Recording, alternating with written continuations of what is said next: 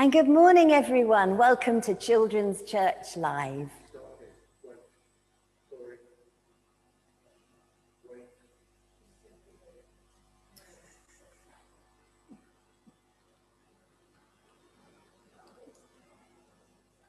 Good morning, everyone, and welcome to Children's Church Live from St. John's in Folkestone. Great to have you with us. I'm Deborah, the Children's Youth and Families Minister. Now, I wonder, do you sometimes find it hard to believe things that you can't see? Well, we're going to find out later about a man who just couldn't believe stuff without seeing it in the flesh. But before then, we've got a fantastic game for you. So I'm going to ask you, or give you some statements, okay? And if you think they're right, they're true, you put your thumbs up. If you think they're false, they're wrong, you're going to put your thumbs down. Okay, so the first one, are you ready? Here we go. A group of owls is called a parliament. Do you think that's true or false? It's true, that's right, well done. Okay, you're more likely to be stung by a bee in windy weather. Do you think that's true or that's false? It's false, yeah, well done to those people who got it right. Okay, here's another one for you. A pregnant goldfish is called a twit. Do you think that's true or do you think that's false? You all think it's false? No, it's true. A pregnant goldfish is called a twit. That's strange, isn't it? Okay, they have square watermelons in Japan because they stack better.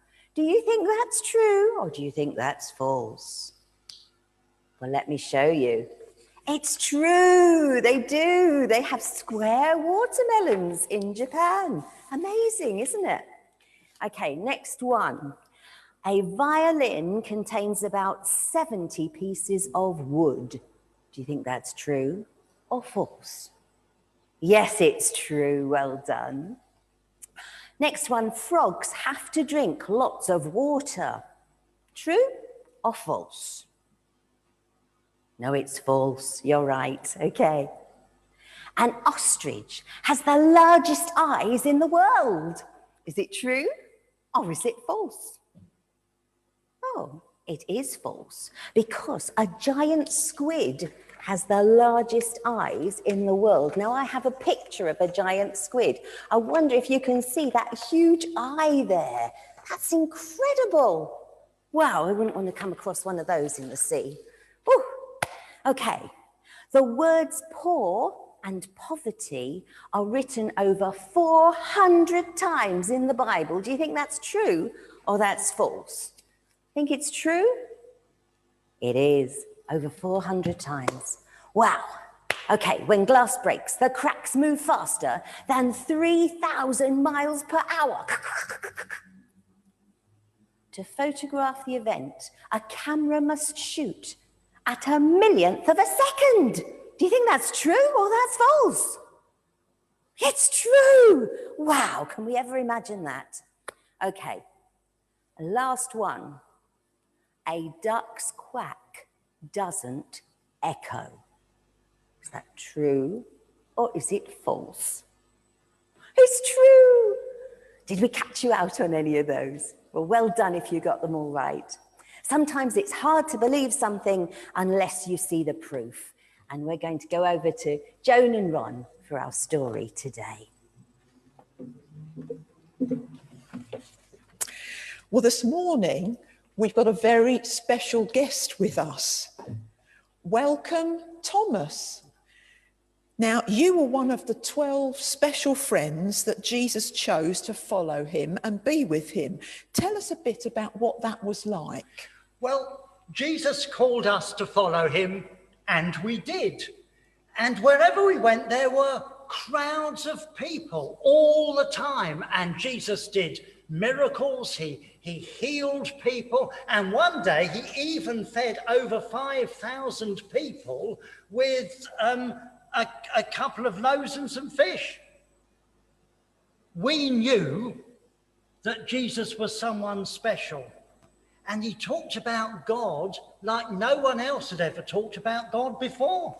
Towards the end, though, not everyone liked seeing the amazing things that Jesus did or hearing what he had to say, did they? Tell us a bit about that. Well, looking back, Jesus had warned us that he was going to be arrested, badly beaten up, and then killed.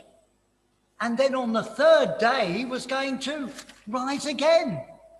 Well, we didn't really know what he was talking about, so we just didn't get it. It didn't sink in. But that is exactly what did happen, isn't it? Yes, we could feel that there were a lot of people, the chief priests and the temple police, who were trying to catch Jesus out, waiting for a chance to arrest him. And it certainly wasn't a nice feeling. But then Jesus was arrested? Yes. We celebrated the Passover together. Now, the atmosphere at the meal was a bit sad.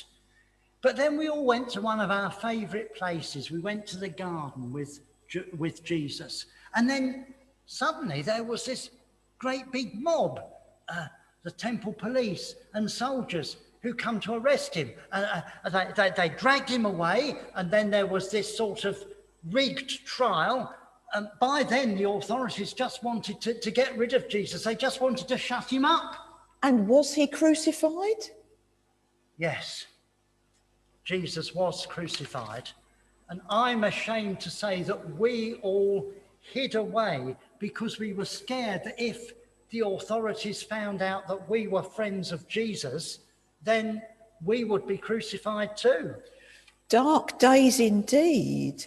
But then there was one occasion a few days later when you weren't with the others. Tell us about that. Well, I can't really remember why I wasn't there. I think I just needed a bit of space to clear my head or something like that. But when I went back into where my friends were, they were all saying, "We've seen the Lord. He is alive." And how did you feel when you heard them saying that? Well, I found it very hard to believe, even though they were all saying it. And mind you, I felt a bit fed up too that I'd been the only one who wasn't there when it happened. But I found it hard to believe. So I think I wanted some evidence. So I said, unless I see the nail marks in his hands and put my finger there and put my hand in his side, I will not believe. And did you get your evidence? Oh, yes, I did. A week later, we were all together in the one room and the doors were locked because we were still afraid of the people. And then all of a sudden, there was Jesus standing there right in the middle of us. Wow, that must have been amazing. And did he speak directly to you? Yes, he did. It was as if he had heard what I'd said a week earlier. He wasn't angry with me. He just gently said, "Put your finger here. See my hands. Reach out your hand and touch my side. Stop doubting and believe." And did you believe? Yes, I did. I knew he was my Lord and my God, alive and standing there in front of me. I believed because I'd seen the evidence. But then Jesus said, "Blessed are those who have not seen and yet have believed." Thank you very much for being with us, Thomas. Thomas wanted evidence before he would believe that Jesus had actually risen from the dead. It's not wrong to want evidence. In fact, thinking carefully about Jesus and looking at the evidence is really important. We don't have Jesus standing in front of us, showing us the wounds in his hands and his side like Thomas did, but there is a lot of evidence to consider. In the Bible, we've got the eyewitness accounts of those who did see Jesus. We have the Holy Spirit who opens our eyes to know who Jesus is. And we might have seen Jesus at work in our own lives or in the lives of other people. And that helps us to believe too. Do you remember what Thomas said? Jesus said, "Blessed are those who have not seen and yet have believed." That's an encouragement for me, because that's me, and it might well be you as well. We haven't seen Jesus with our eyes, but like Thomas, we have believed. If you're watching this, maybe with your children or your family, you might like an opportunity to actually look at that evidence, to think, is Jesus really who he said he is, the Son of God? Well, I'd encourage you to come along to our Christianity Explored course. We're going to start soon looking at Mark's Gospel, one of the eyewitness accounts in the Bible. It's going to be on Wednesday, the 21st of April, and it'll be a really good opportunity for you to consider the evidence. Now we're going to have a song, and it's called "Who is Jesus?"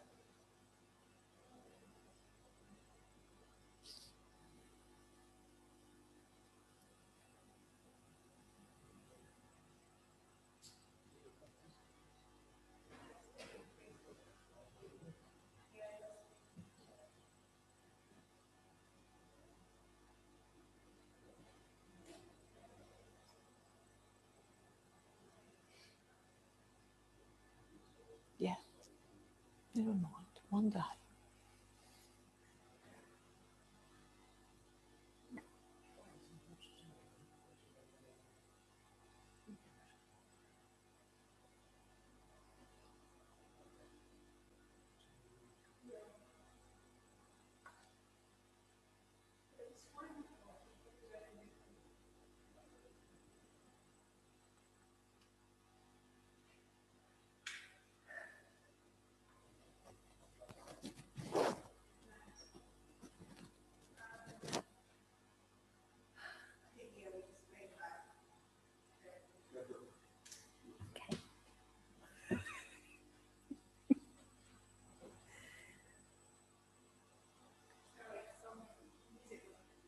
Okay, so sorry if you couldn't hear the sound of our song, but you can find it on YouTube. Okay, it's called "Who is This Man?"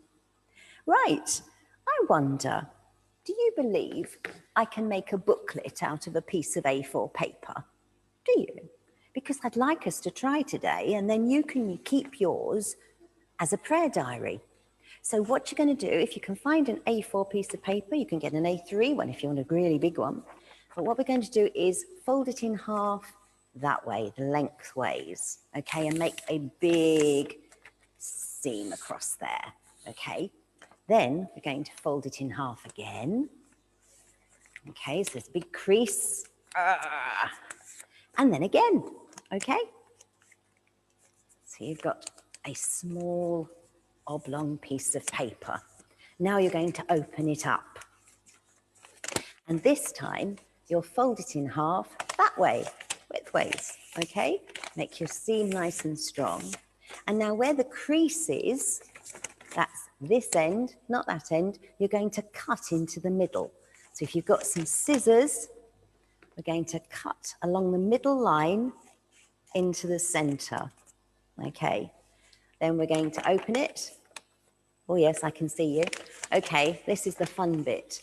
So you have the opening, and then you're going to push all the pieces of paper into the center. Okay, so we have the opening, and we're going to push them all down like that. And then you have your little booklet that you can write in and keep your prayers. Now, a prayer diary is so we can ask God for something. He doesn't always give us what we want, but he does give us what we need. So it might not be wise just to ask him for loads and loads of kilograms of chocolate and sweets, because I don't think he'll give them to you because they're bad for your teeth and bad for your waistline. But if you want someone to get better, maybe you could write your prayer on your little booklet and say, please help someone, please make them well again. Please help me at school. You've got lots of prayers you could write in there. And then at the end of the week, have a look in your prayer diary and see where God has helped you, where he's answered your prayers, or even at the end of a month. So there we are, you've got your little booklet there. We're going to finish with a prayer now. And if you want to join in the big amen at the end, then that would be great. So dear God, please help us to believe in your power, even though we can't see you. Thank you that you appeared to Thomas to prove that you had risen from the dead. We ask you to look after our families and friends, and we thank you for loving us so very much. Big amen. Here we go. Amen. Well, it's been great to have you with us today. Hope you'll join us again next week when Joe and Dan will be telling you a new story from the Bible. So be blessed, have a wonderful time this week, and we'll see you again soon. Bye. God bless.